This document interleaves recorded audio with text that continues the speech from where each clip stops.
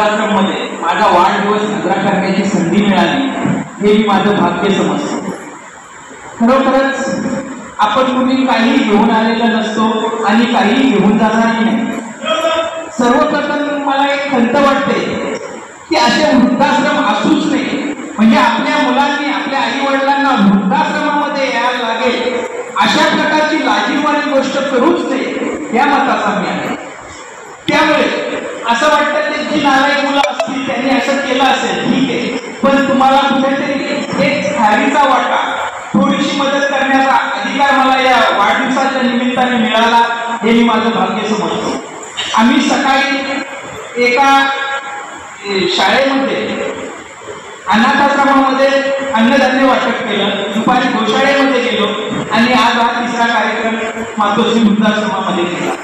खरोखरच आता मनोहरने सांगितलं वाढदिवस आपण कुठेही साजरा करू शकतो, किती मोठ्या पार्ट्या देऊ शकतो, परंतु त्याच्यात निष्पन्न काय होणार?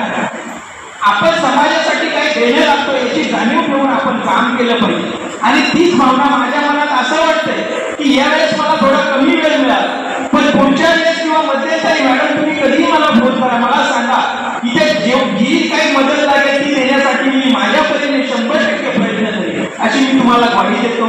आपला आशीर्वाद हा माझ्यावर ठेवा।